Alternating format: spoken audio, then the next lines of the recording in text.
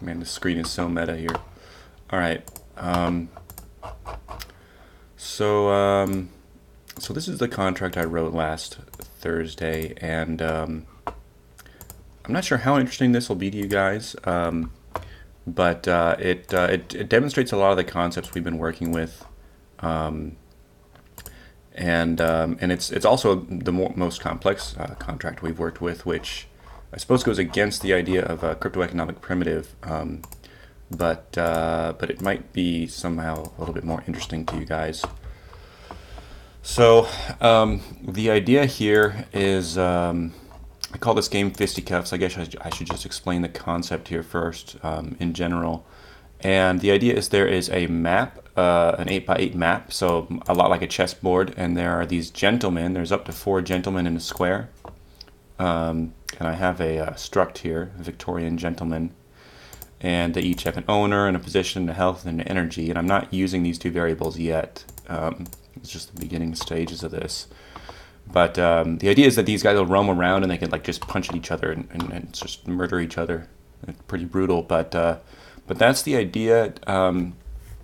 As I said before in the chat, I've tried to make some games on smart contracts before, and you just so quickly run into issues with iterating over large lists and handling a lot of data that it seems I always have to sort of scrap it and start over again. So this is my latest attempt, and as I talk about this, I'll go over why a game like this might work, and how I approach, I guess, designs of contracts in general that are large, and a game, you know, it's can be pretty complex with logic. So it might be interesting to see just how I tend to limit the scope of my project when I'm trying to keep in mind the limits of Solidity and smart contracts execution. So I guess for lack of a better approach, I'm just going to start at the top and go down here. First thing is I'm using a state enum, and I use this in burnable payments as well. This is a really nice convention if for any more complex behavior. So with the burnable payment, I need to keep track of when it's opened, committed, and closed. And here with a game, I need to keep track of when it's getting set up, when it's active, and then when it's ended. And again, because I'm only beginning the design of this contract, not all of these are used. I don't use the ended state for anything yet. But by managing this state variable, you can you can use this modifier here, which is really useful. And you can just make sure that given functions only go when it's in certain states. So the first example I have over here, somewhere down here, is I initiate the game, but that's only possible to call when it's in the state of state setup. And so that prevents me from initializing the game, or initiating the game. I guess it should be initialize. That kind of makes more sense. But it just it allows you to much more rigorously prevent your contract from doing things when it shouldn't do things. And similarly, I have a move command, and this is a little misleading. There's another line there. Oops. And then I have this command move, and so this actually should, I didn't put it in yet, but this should have a modifier in state.active, like that. And so that way I know that if the game is ended or it's not yet begun, I don't even have to worry about any of this logic in here. So that's a really nice tool that you can use for any contract that has any kind of progression. So like a burnable payment has a progression from open to committed to closed. This game contract has a progression from pre-game to when the game's happening to some other state. And if we work on a multi-sig anytime soon, that also might sort of have a progression where it would have a state where nothing's happening, and then it would have a state where people are voting on a specific action. So you could maybe use a similar state enum at that point. Okay, what else here? This is just an 8x8 array of these, another struct, which is a square, and I'm only defining the square. Sorry, let me back up a little bit here. Let me let's see. I'm going to skip this bit up here for now. This bit up here. The game master is just like an owner. The constructor goes through our map, does some initializations. Let's see here. I have an only game master modifier. Again, a game master is really just like an owner. I just gave it a more specific name there. The way I'm handling our units, which is a Victorian gentleman, and again, they just have a position, health, energy, and then an owner as well. It's just an array of 16, length 16, and by putting it into this array of 16, we can start to reference these Victorian gentlemen by their ID, which is just the place that they have in the array. And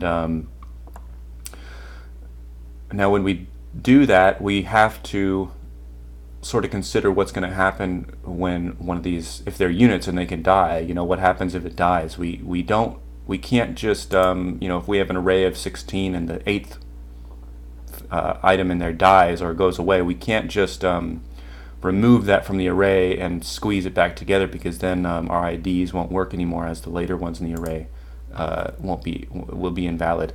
So instead, what I like to do is, if I have an array of things, I just make sure to have some indication that they're dead. So in the case of these Victorian gentlemen, if the owner is set to 0x0, I'll just put a comment here.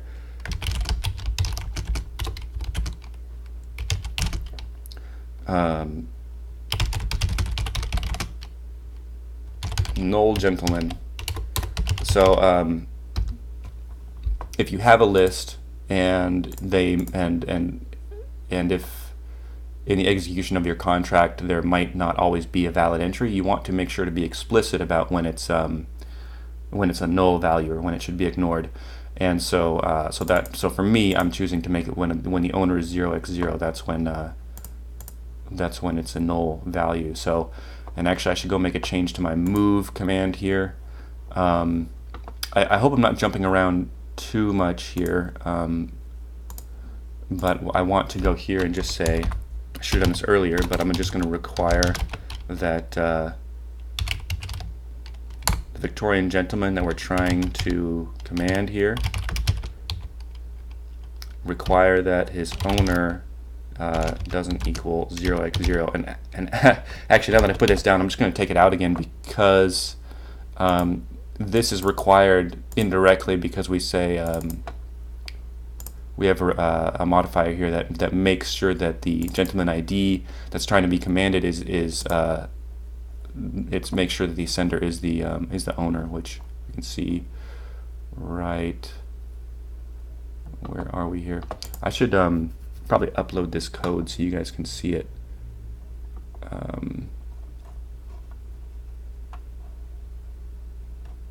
So here's our modifier, only gentleman owner. It takes a gentleman ID and it just requires that the sender is the actual owner. So indirectly, this makes sure that the owner is not 0x0.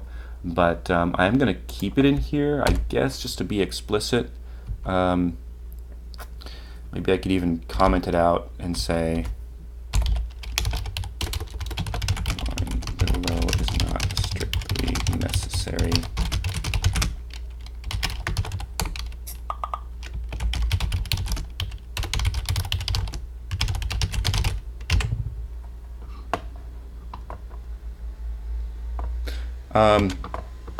So it kind of has the same. So I was going to mention this. If we go look at the gentleman, Victorian gentleman,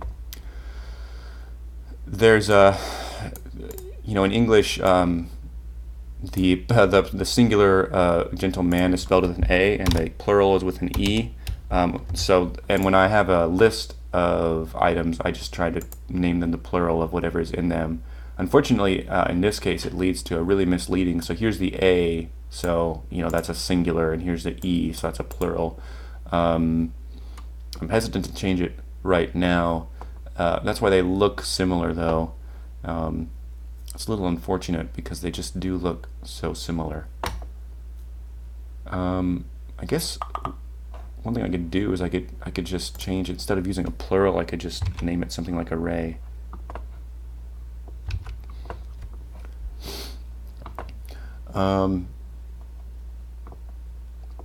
Okay, so sorry for jumping around here, guys.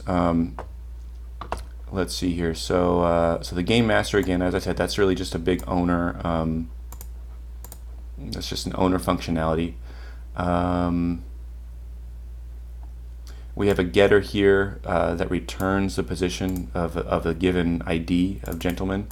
You'll notice also I'm using uint 8. That's just a smaller integer. If I just said uint like this, that implicitly means uint 256, which is usually good because we usually want to use big numbers when we're handling amounts of ether or if we're handling a lot of different stuff. In fact, I think for most of these seminars I've been using the uint just like that, which translates to uint 56. But here I'm just going to use uint 8 because we're accessing a list that's only 16 long, and the uint 8 of course goes from 0 to 256. Another note on this function is it's a view, and there are, I can talk about these. This is good stuff to know. Solidity, view, pure.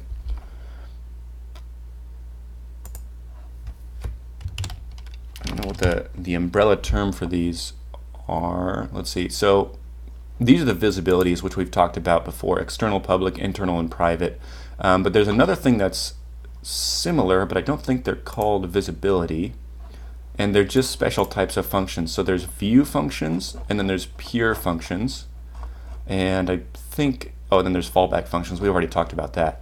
But these are two interesting things. So before talking about the specifics here, just in general, a pure function is a more restricted version of a view function, and a view function is itself pretty restricted.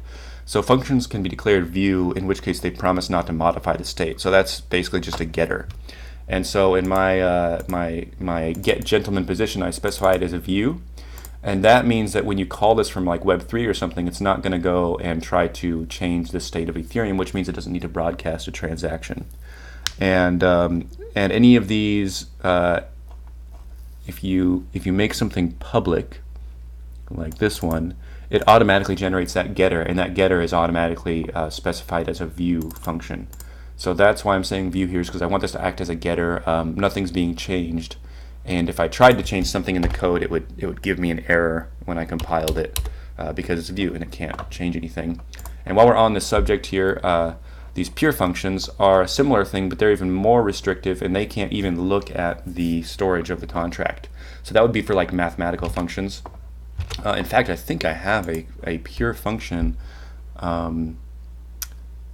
Yeah, right here. So this is a Boolean check. It just takes a position and checks if it's in the boundaries of our 8x8 board. And this is pure because that's just a mathematical function.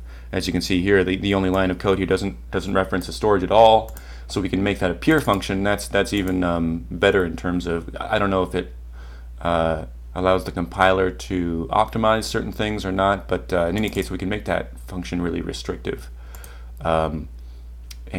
So that's a view and pure for you guys. Okay, let's get back to going through this. So we have this getter here.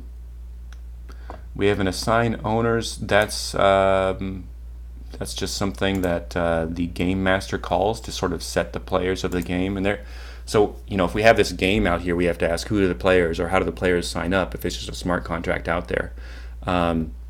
If they could just assign themselves, and one player could just assign all 20 people to himself, which I guess would be fine. But there's lots of different ways to answer that question. The way I'm answering it, at least for now, is that there's a game master, and he just sets. He passes an array of owners, and that's just what gets set to all the owner of each gentleman. Now, there's something interesting. Well, it's actually not interesting. It's a pain in the ass that is happening because we're taking an array of owners. I actually had to do a lot of experimentation to actually find a tool that, when I deployed this contract, actually allowed me to pass it an array of owners. So before, I've talked about my crypto and my Ether wallet, and they look extremely similar. They function extremely similar. However, my crypto, which is supposed to be the newer and like more trusted one, if you load this contract in my crypto and you try to pass an array of addresses, there's no way that you can do it where it doesn't fail. And with my Ether wallet, you sort of need to mess around, but you can actually get to the point where where you can pass in a list of addresses. And I guess I can just demonstrate that. So let me compile it, make sure it still compiles. That's good. And I will go ahead and deploy this to Ropsten. Oh, I'm not unlocked yet. I need to do that first. Now can I do it, or will I have to refresh? Okay, I gotta refresh. And whenever I refresh on Remix, I like to copy the code just in case and repaste it, because I don't know how often it saves. Probably not necessary, but okay, got that. Let's deploy it.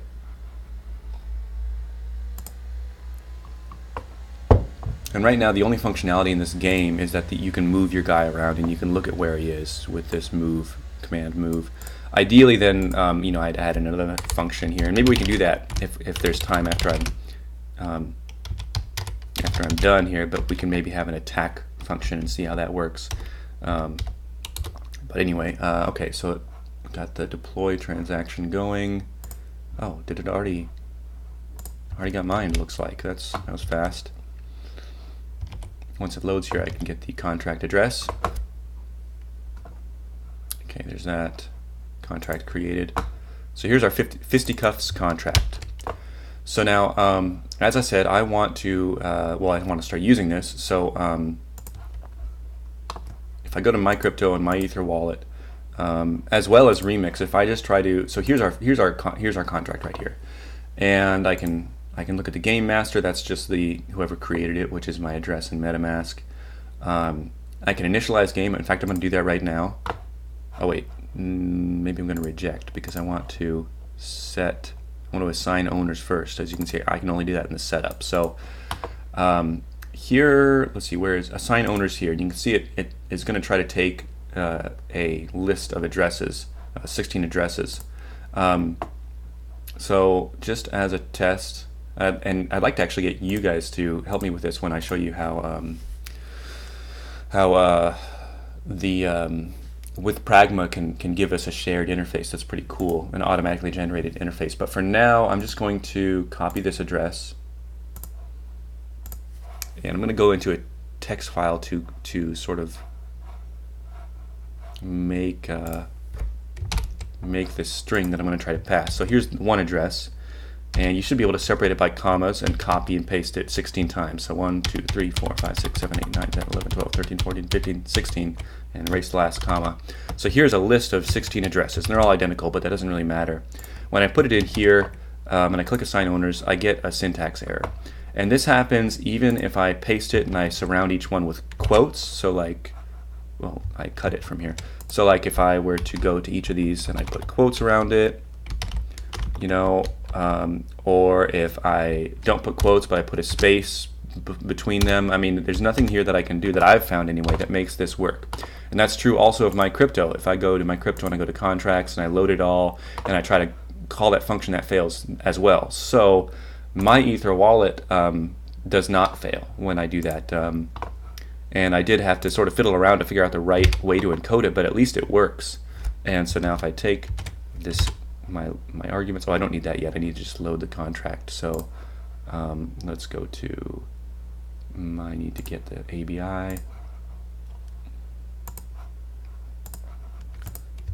And this is a common thing you'll run into when you're working in this industry, is that because these contracts are sort of out there and nobody owns them and you're using a bunch of different interfaces to interact, a lot of times you'll have to sort of move away from your regular tools just because it's failing or it has some bug or it doesn't really support the right kind of interaction. You got to go find some other tool that'll do it. So in this case, I'm doing that with my Ether wallet. I used to use it a lot, and I've been trying to switch to my crypto, but now I have to use my Ether wallet just to do this one call in any case. Okay, now I need the address, which is right here. Put that in here. And we want to use the function assign owners. And now I need to go grab that owner. So again, these are all just me. By the way, if you guys want to put your addresses in if you guys have MetaMask addresses that you want to use later on, put them in the chat, and then we'll try to run this together if we have time. But anyway, so there's our list of 16 addresses. MetaMask, connect, and write. And I always like to add a 0 here with my Ether wallet. And you have to be, it'll reset you. You got to do it twice sometimes. It's kind of a pain. But see, MetaMask pops up, and I submit, and that all works without error. And I tried my Ether. I mean, I tried my crypto. I tried Remix. I also tried. I don't remember. I think I tried something else. But in any case, I tried Pragma. Pragma couldn't do it either. So anyway, I guess that's just the lesson there. Is that if you're doing something that's a little bit non-standard, for example, taking an argument that is an array, you might have to sort of poke around the ecosystem and find the tool that actually does it for you, assuming it's even possible. And that's part of the frustration, is like when it doesn't work on your tool, you wonder if it's even possible at all. But it is, and this will mine the one that I just sent out. When I tested it yesterday, it did anyway. There it is, so it's mined now. Okay, so that's just a long aside there about the fickleness of the tools that we use. The ideal flow of this contract is that it gets created, the game master assigns owners, so this happens first, and then he begins the game with initialize game here. So I'm going to do that next, and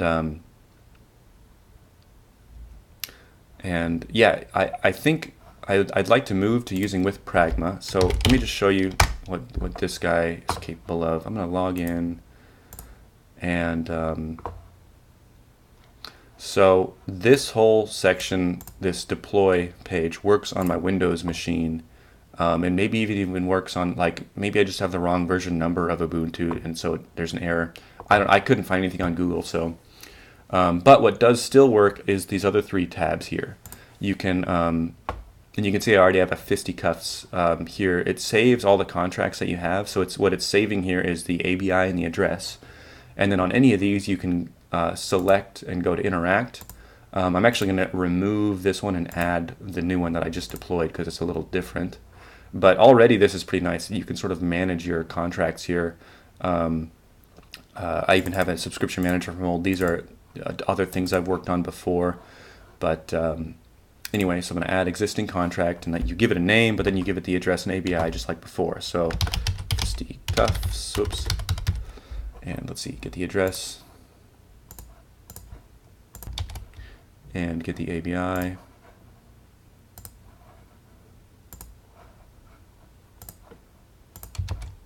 Submit. Okay, now we have this fisticuffs. Now we can go to interact. And so, first of all, what's nice is we have this automatically generated interface that looks, I mean, it's still pretty basic, but it looks much better than Remix's interface. And in a lot of ways, Pragma is an improvement on Remix, except that Pragma has a lot more bugs. And I mean, that's unfortunate. I can only hope that won't continue for too long, but Remix has this automatically generated interface as well, right here, but it's pretty ugly, and it's also hard to find. With Pragma, it's its own tab. This whole interact page is here for it. You can also click here and edit the address and the ABI. But my favorite part about this is that I can click this, make it shareable, and now I can actually give this link to you guys. And so I can go right over here to my seminar chat here, paste it in. And now you guys can go there and make sure you're on Ropsten on MetaMask, but now you guys can interact with the same contract at the same time I am. So that's really cool because in a way we are able now to skip actually creating a web interface because we have this web interface. Now, this web interface is pretty lame. I mean, there's a lot of sacrifices. For example, if you were to try to use a burnable payment through this and you wanted to release a certain amount of Ether, you would have to specify the Ether in way. So you'd have to put a huge number and you'd have to go manually do that conversion. Similarly, if we were going to try to interact with our time lock wallet here and we wanted to put in let's say we want to interact with the factory and create a time lock wallet. And the factory is going to want to know what date to unlock the time lock. And when we put in that date, we'll have to put in the Unix timestamp. And so there's a lot of drawbacks that you can't really get around until you start making a more dedicated interface. But this is a really nice automatically generated thing that comes for free. I mean, basically for free. And then also, if you click on logging, you can actually watch and see all the events that go on, which is really nice as well. Although, I mean, this contract doesn't have any events, so we won't see any here, but it watches in real time. It'll give you the names of everything that's happened. It's just a really nice tool. So hopefully they get all the bugs ironed out. But anyway, we can look, and you can also see it separates it into getters and setters. That's also quite nice. And if you guys go there, as long as MetaMask is on Ropsten and unlocked, you'll be able to see this and see the state of this change as we go. And one of the things you can do is look at the gentleman information. I think they're all at 0, because I haven't started the game. Okay. So going back to this code here, I haven't yet done this initialize game bit. That all it does is it gives every gentleman a position. It kind of spreads them out through the board here. And then let's see, what is this line doing? It registers, so the map also, I guess I haven't gone over this map bit yet. I give them full health and energy. I also change the state to the state active, so that's what this initialize game function does. This map, and this is kind of crucial to saving gas on iterating. I have this 8x8 map of squares, and each square has an array of 4 integers, which represent the ID of the gentleman in the square. And the reason that we need that is because if we want these gentlemen to interact, and I mean, because this is fisticuffs, they're going to be punching each other. If we want one gentleman to be able to punch the other,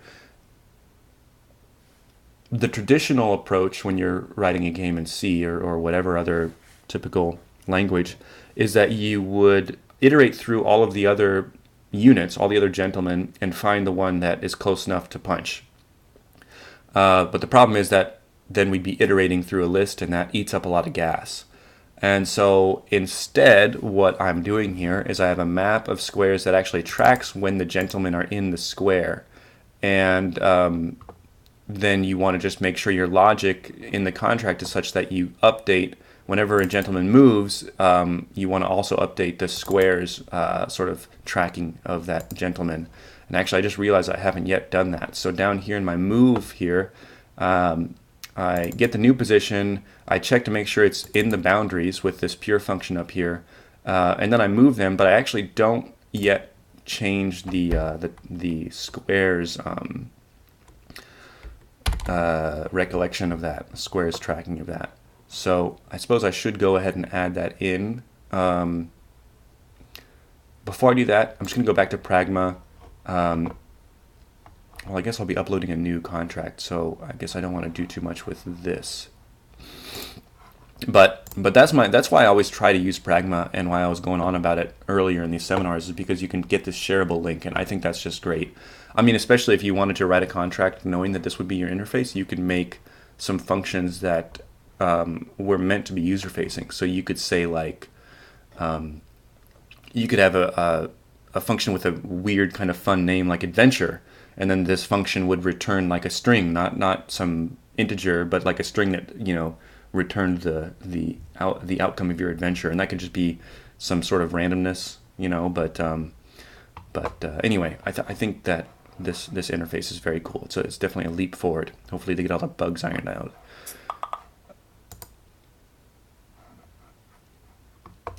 Yeah, exactly, and that's and especially, I mean, not only, I think crucially you can share it, and that's the key thing, because now as soon as you write the contract, you can go to your friend who has MetaMask, and you can say, hey, go to this page and sign up as whoever, you know, and we're gonna try this contract out, and it lets you test out, you know, how it works with multiple users. I mean, you could really actually test out the game theory. If I had this tool when I'd first built burnable payments, that would have made it much better for me, because as it was, I had to give people the addresses and the APIs of the contracts for them to just interact with my burnable payments just to test them out. And if I'd had this, that would have been completely unnecessary. They could have just gone to a page and Back then I opened 4 burnable payments and 2 of them got filled, but if I'd had this easy to use page, maybe more of them would have gotten filled. I don't know. But anyway, it's definitely a leap forward. It's cool to see the stuff get built. Okay, so back to what we're doing here. So I want to use the position and the new position, and I want to make sure we deregister this guy from the, well, there's a few different things. I'll start with comments. So we deregister from old square, register for new square. We also need to make sure, before all this, make sure new square isn't already full of gentlemen. Because if there's already 4 gentlemen in our array of 4, let's see, we have 4 IDs of gentlemen, then we can't put another one in there. We'll have to make the move fail. So let's see. And as I say here, -1 represents null. You can see here I'm using an int 8 and not a, I'm using uint 8 almost everywhere else, but here I'm using an int 8. And that is really only so I have access to this -1 value. And then later I interpret that as a null value, as I say here. And that's okay. We lose, if this was a uint 8, we would have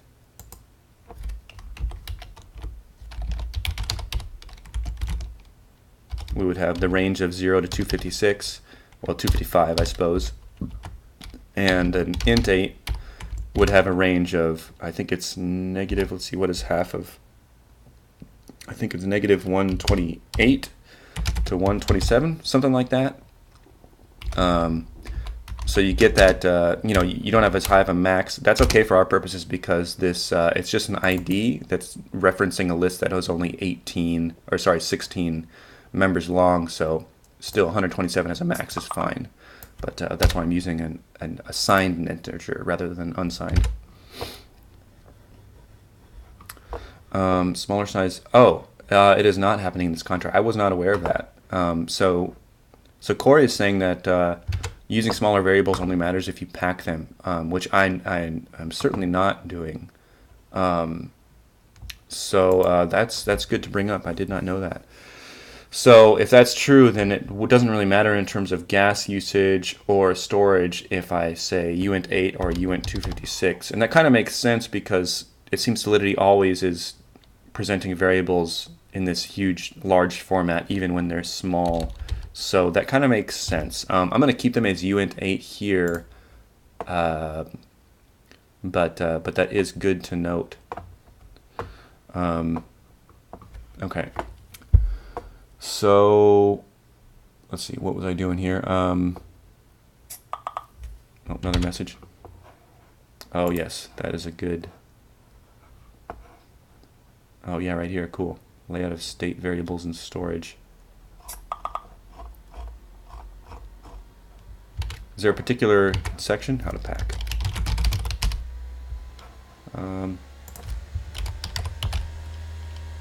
Oh. Yeah, I'm going to take this and put it in the links here. Good link. Whoa. Oh, damn it. I hate it when this happens. Okay, I'll just start a new file here. I'll add these later.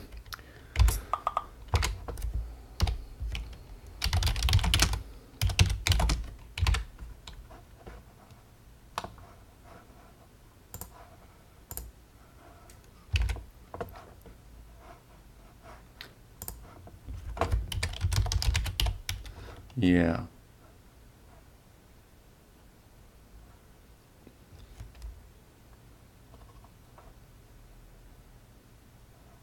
Yeah, it operates on 32 bytes at a time, so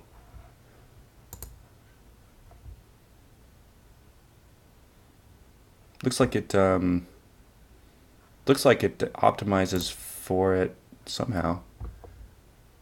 Like it'll pack them tightly if it can. If you declare them in this order rather than in this order. So it does do some packing, it looks like. Anyway, this would be a good thing to read, though, if you are worried about storage and gas costs. So that's a good thing to bring up. Okay, so if we're going to move one of these guys, here's the three things we need to do here.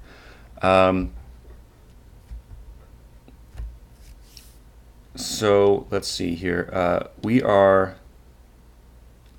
What I want to do is iterate through the 4 slots on this new square and see if any of them is empty. So I'm going to say, let's see here.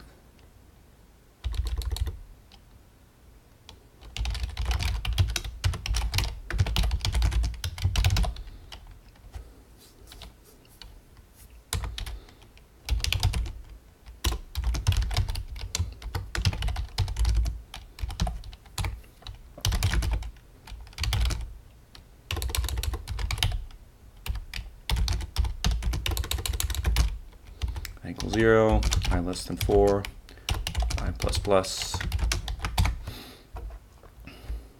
And then we're going to go through every new position, sorry, every slot in the new position. So we're going to say map new 0. So we're going to take the x of the new position as the first array, and then new position 1 dot let's see, our map is made of squares, and the square has a array called gentlemen in square. So gentlemen in square I. So that's the one we want to look at. We want to go through the loop and look at each of these, and we are seeing if it's empty. So we're going to say if that equals -1. Remember, that's our null indicator from up here. -1 represents null, and actually when the constructor makes sure to go and set all these to -1. That's what this whole loop is here for. So every square on the map will have an array full of -1s at first, and they'll only get changed when a gentleman moves onto it. So so if it is -1 here, then that means we've found an empty slot. So we can say found empty slot equals true. We can say empty slot equals I, and we can break. And then down here, if found empty slot, what do we want to do with that? Well, that's good. I guess actually, rather than saying it like that, let's say require found empty slot. And then if it's not true, the message we'll send back is, let's see, that tile is full. That's square, if I'm going to use the same terminology here. Whoops. Okay, so we've made sure, so now if we get to these next lines, it means we have found an empty slot, and empty slot is set to whatever the I was of that empty slot. And so we could just assume it's 0 for now, because the first move that any of these gentlemen makes will be onto an empty square. None of them are adjacent right now. So yeah, okay, now we need to deregister from the old square. So I suppose we need to now do another iterating. We need to iterate over this last one to actually find this gentleman's ID in the old square to deregister it, because we can't just go look it up directly. We don't really know which one he was in, which slot of this square. Let me know, guys, is this easy to follow? I mean, I know this is it's definitely a departure from the normal format, and I've sort of dove headfirst into this rather large contract with a sort of an odd use case here. So is this making sense? Is there anything I should go over first more? We have only 19 minutes left. I could also talk about anything else if you guys want. But if we can continue on this, I think if I just get this movement down, we could all sort of use it together with Pragma. That might be kind of interesting. But please let me know if this is not up your alley. I'm going to keep going, but I'll be watching the chat. Okay, so we need to now we're looking at the map of the old position, which is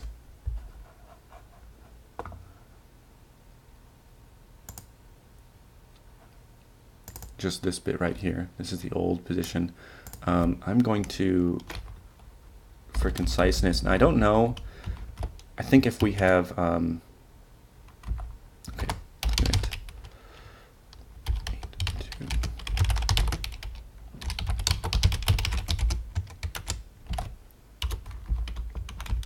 just do this too.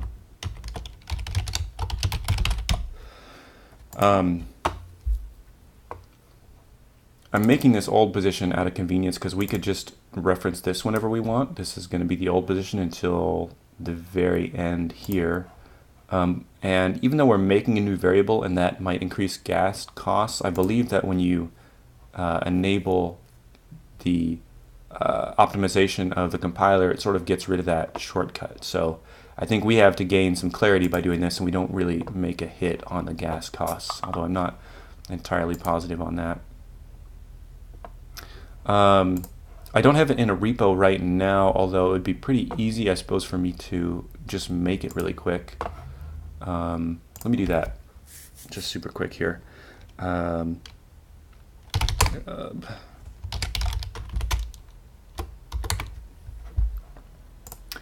New repo.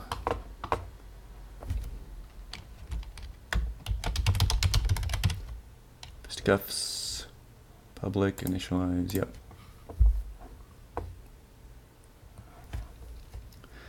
Okay. Let's see.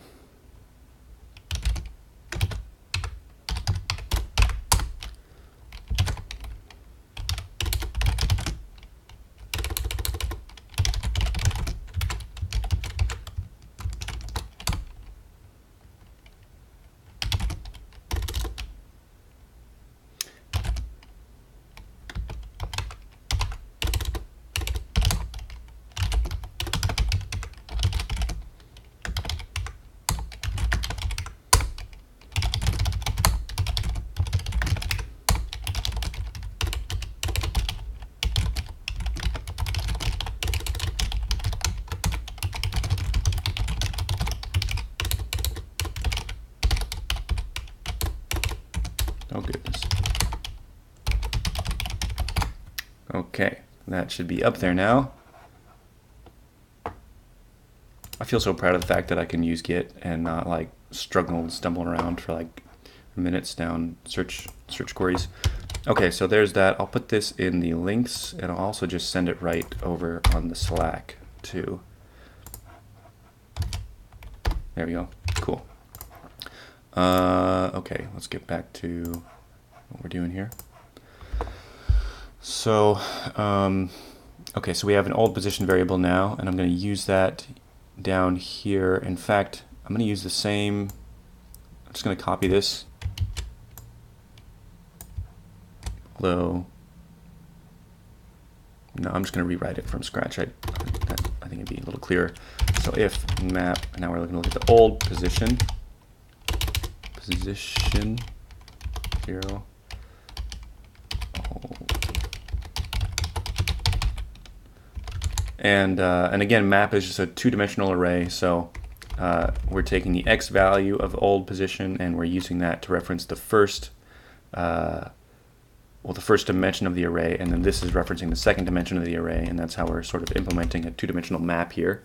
Pretty common in game design, although you might be unfamiliar with it if you don't, if you haven't used it before. Okay, so now we're going to test and see if the ID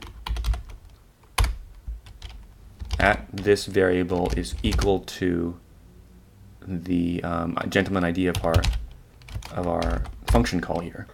So in other words, we're seeing if we're iterating through our old tile, our old position, and looking for the reference that references our guy. And now, because we need to dereference it, we're doing this one right now. I should erase this, and then I'm just going to say if it is, and we just need to set it to -1. So I'm just going to copy this line up here actually. This bit.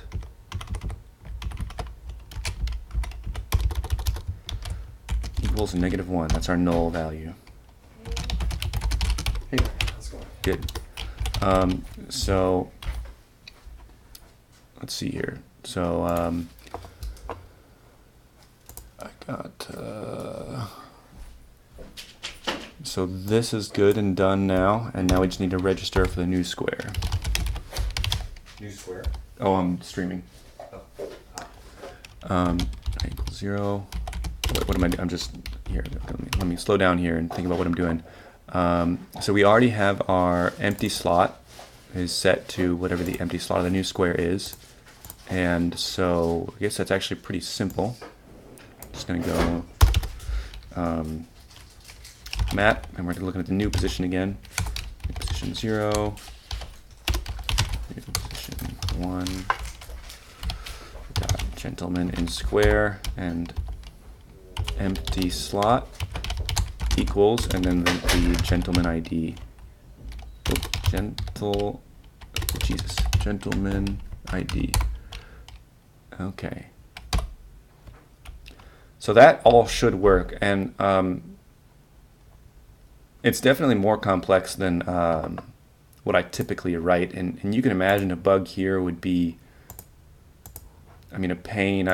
It's almost like this code is asking for bugs, but that's sort of the cost of the bending over backwards that we have to do to make sure we're not iterating over long lists. And I'm still iterating. I'm iterating over these 4-length lists, and when I initialize, I'm iterating over every single tile and over every of the 4 slots to set it to -1. I mean, that's such a simple operation. I'm not too worried about it, but it'll be interesting to examine some of the gas costs of these. So this should work. I mean, I'm definitely less confident about it than when we're working on the primitives, because as I said, this is a more complex function. But let's go ahead and give it a shot. And if you guys want to give me any MetaMask addresses here, I can set you guys as the owner of some of these gentlemen in the game. And then we can, when I deploy it and set owners, I can set you guys to some of the owners. There's 16 gentlemen here, and I could set, if I get 4 addresses, I'll set 4 each to each address. So yeah, if you guys want to grab that, that'd be cool. Fun to play around with it together. But for now, I'm just going to deploy here. I think. Oh, I had to recompile again first. Compile, and there's probably some bugs. Yep. Identifier already declared. Okay, so I guess I'll just take that out. So I guess when you declare a U integer as part of this for loop, it does not get destroyed. I think C++ destroys it after you do that, but not Solidity. So we'll just do that. Should be fine. And we're still setting it to 0. Not compatible with types int8 and uint8.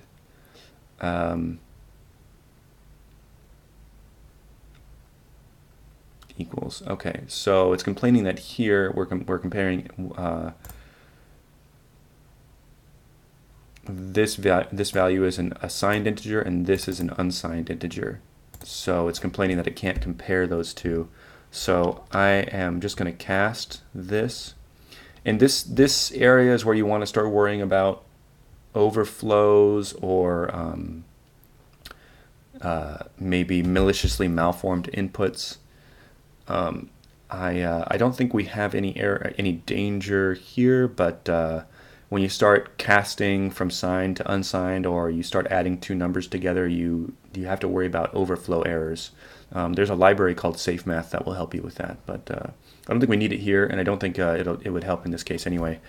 But gentleman ID is an unsigned integer, and we also, I mean, I guess well, it's an unsigned, so they can't pass in a negative value. However, they could pass in a value that's so high that when I cast this, it's going to turn into a negative number.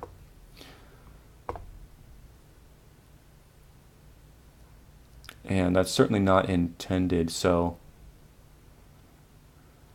rather than cast it in this line as part of this line, I'm going to just do it separately and just require that the result doesn't turn out to be negative. I think it would be fine looking at what this does, but but better safe than sorry. And it's just, I can just demonstrate to you guys what how to sort of deal with that possibility. So we're going to say int 8 casted gentleman ID equals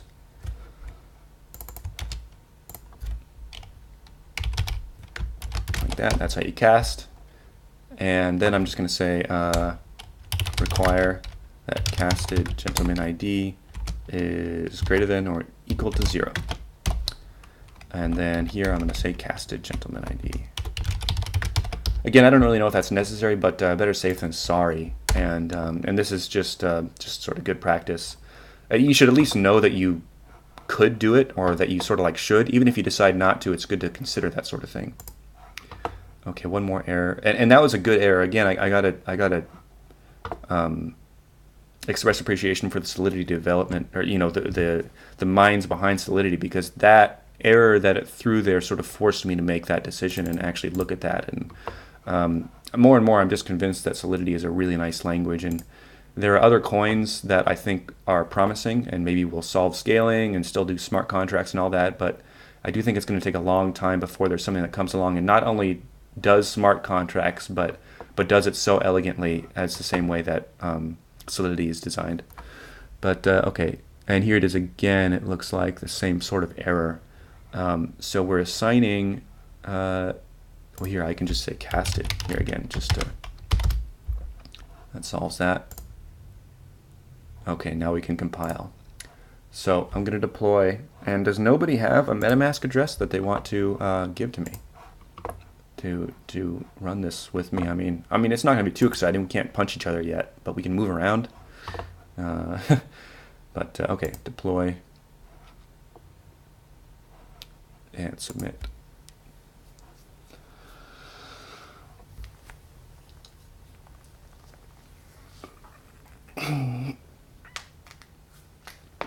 I'll probably so we only have 6 minutes left in this seminar. I'll probably be working on this contract, I think, over this next week. I mean, I did it yesterday just because it was fun.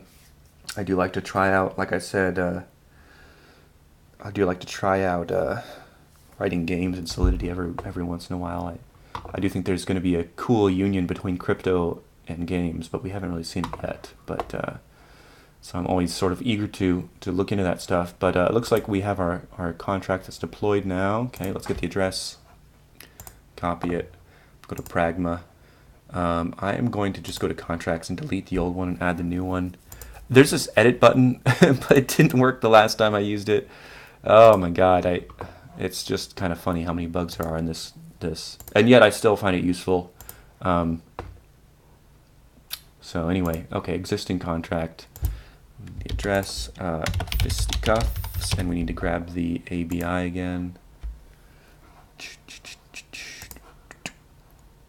Here, details. So it looks like the last thing we'll do in this video is just test some of these functions and verify that they work. Oh, no, I don't want to go there. I will have to use my Ether wallet though to get it started, because again, we're going to have to pass in that address, that array of owners, and my Ether wallet is the only one that can effectively do that. But let's go to interact. So here's our contract. We can see everything is looking okay. Our state output's at 0, by the way. It's an enum in our code. So it'd be nice if that translated up the names of our states. But it just numbers these. So if it's 0, that means it's set up. It'd be nice if the interfaces could pull those names forward, but I don't think that they're in the ABI, and so there's no way they could really have access to them. Anyway, in all of our gentleman positions will be 0, 0 because none of them have been initialized yet. And so now we need to assign owners, and to do that I'll go to my Ether wallet. I'm going to refresh the page here. And one thing is, even if you can't edit them, at least you can grab them quickly from here. That's kind of a nice use of this fact that it puts that there. Okay, done with that. My Ether wallet access. So, assign owners, and last chance, guys. Nobody wants to use their address. All right. Oops. Yeah, I want to go here and get this. So this is all me. So I'm the owner of every single one of these guys now.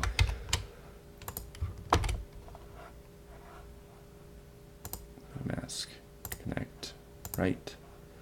And I always add more gas because it seems like my Ether wallet often fails if you don't give it more gas than it thinks it needs. When I submit this, let's actually take a look at how much gas it takes, because it does do that iteration. Well, I guess we've already done this iteration. Right now it's doing this iteration here. It's iterating through 16 gentlemen and assigning them. So let's look at both of those and see what the gas cost of that is. I'm curious myself. Let's see. Okay, this is the transaction we're tracking. I'm going to close this stuff. Close that. And what is this? Is that an old contract or is that the one? X4463F. That's an old one. Here's our new one. So here's our contract. Here's the transaction we're watching. Okay. And we don't really need my Ether wallet, at least not right now. So I'm going to put that back there. Oh yeah, so I was going to look at our, okay, our transaction just mined. So if we go to our contract here, we should see 2. And here's the transaction fee. Now, this is a little coarse-grained if we want to look at how much gas it used, because that's after it's been multiplied by the gas price, which was really high on both of these. I think it was like 40. So let's see here. Gas price was, okay, it was 1 gigaway here, and it was 41 gigaway here. So that explains the price difference. But if we look at the gas used by transaction, this number is what I'm sort of interested in. So this one was far larger. Well, we created a contract. That was this first one. And it's always really expensive to create a contract. It has to initialize all its storage. So that makes sense that that costs so much. It's a little unfortunate that we can't really see how much gas was used on the creation and how much was used on this iterating. We could probably figure it out if we went and looked at the... you can go and look up the gas costs of every opcode, and then we could look at this and probably figure out how many opcodes it used. I don't want to put quite that much time into it, but this one used 37,000 gas, and 41 gigaway is incredibly huge for a price. We can probably divide that by 4, and that would be a more realistic thing. So if we look at the actual transaction cost, of course it's $0 because it's in ROPS and Ether, 0.015. So if that was on the main net, and if it was 41 gigaway, that would be what? Let's see, 500. So it'd be like 5.5. So like $7.50. But that's at 41 gigaway.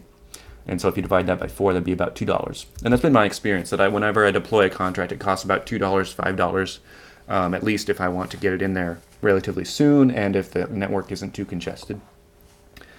Oh, this is not for deploying the contract, though. This is just for that iteration. This deployment looks like it cost much more. Yeah.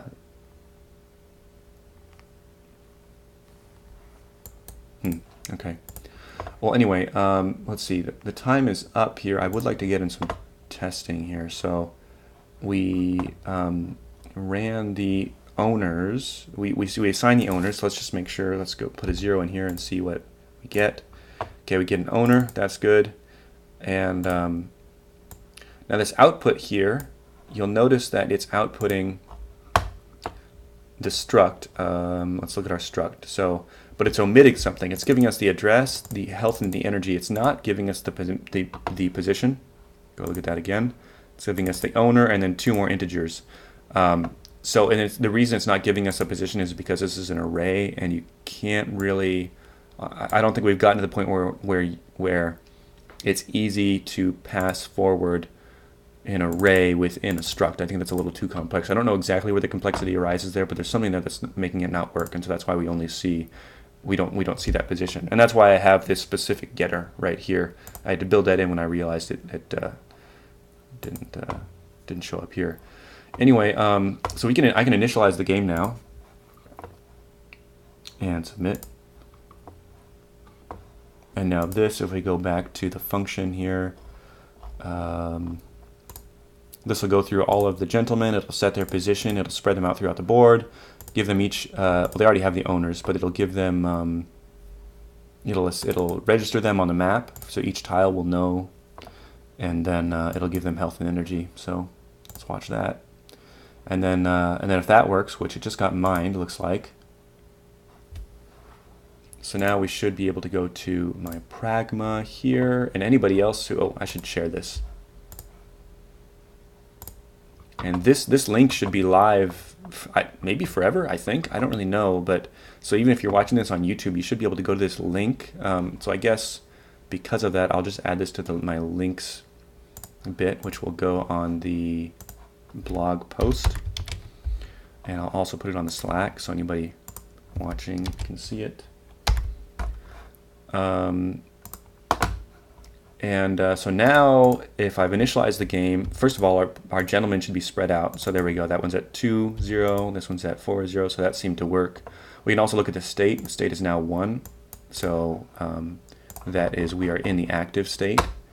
And if we reload any Victorian gentlemen, they should have some health and some energy. That's good. So that all seems to have worked out well, which isn't too surprising because I've tested that last time. But now we are going to try to move one of the gentlemen. So now I'm the owner of all these gentlemen, so I don't need to worry about that part. I just need to select a gentleman. We'll say the 0th gentleman. And it's asking for D. That's just direction. That makes me want to change the name of this variable just so it shows up on this interface better. That's the direction D right here. And it's an enum, and again, I'm going to have to pass it a number rather than a word here. So if I was designing this contract specifically for this interface, I could have actually asked for a string here and then looked at the string. But anyway, so let's say we're going to move this guy to the right, so that's going to be a 0 because it's that first item in the enum. And before I submit this, I'm just going to look at his position. So that's gentleman 0. He's at 0, 0. So I'm going to submit this and submit, waiting for it to be mined.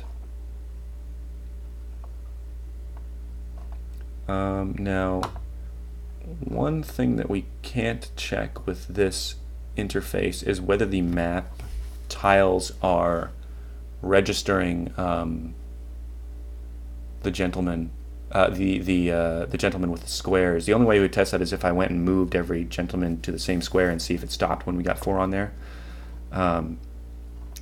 which I'm not going to do. That's going to take a lot of actions and commands. But when this is mined, we should see the position update. Let's go watch this, and that'll be the end of this video. Hey, it's in there. Okay, so let's go here and call this again, and there we go. So we got a movement. That's cool. So this is pretty cool. We have, of course, now I don't know if all of this logic where it's updating the maps ID is true, is bug free, but assuming it is, then we have this little chessboard of guys moving around. They can't do anything. The only way in which they really interact is that you can't fit more than 4 onto any one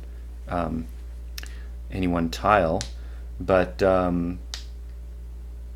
yeah, so that's sort of a beginning to a little game. I don't know how far I'll go with this really. I mean, the very next thing I suppose I'm going to do, not right now, but probably in the next week that we have off, is I'm going to say function left hook or some other cheekily named function that will allow you to punch a specific gentleman. So I'll just do the function signature, and then I'll close the stream out just to show you guys where I'm going with this. So we would want the gentleman ID. So this requires that the user actually targets a specific gentleman, which and that's fine because we don't want to iterate through anything anyway. Well, and actually we need 2 IDs. We need who's throwing the punch and then who's being punched. So we'll just say, and actually I'm just going to name this punch. Punching gentleman ID uint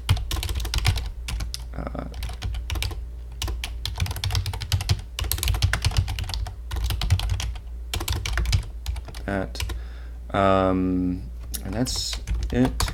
And then I'd put some logic in here about, well, we want to make sure that they're in the same tile, same square. And then we would, I suppose, deduct energy from puncher and maybe use randomness to determine whether the hit lands, and then maybe and then deduct health if hit lands. So that would be our logic there. A small note on the randomness: we'd actually have to use pseudo randomness, and for that I use I think it's called block hash. No, I'm going to be more specific than that. Solidity get hash of block. I used to have some source code. I don't know where it went exactly. Here, so this thing right here. So I'll just put this in just to show you guys. Sorry, I keep saying I'll end the stream soon and then I don't. But it'll be something like, so, dang it, I need to, here, block hash. Let's see, block hash. Oh, that's deprecated, replaced by this. Okay, block hash, you give it a block number. And then we're going to take the block dot number and subtract it by 1. I'll explain that in a second.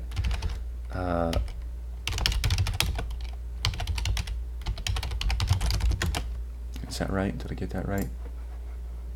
Block hash, yeah. So block dot number will return the number of the block that this transaction is mined in. However, you can't get the hash of that block because it's in the process of mining. It's not actually determined yet.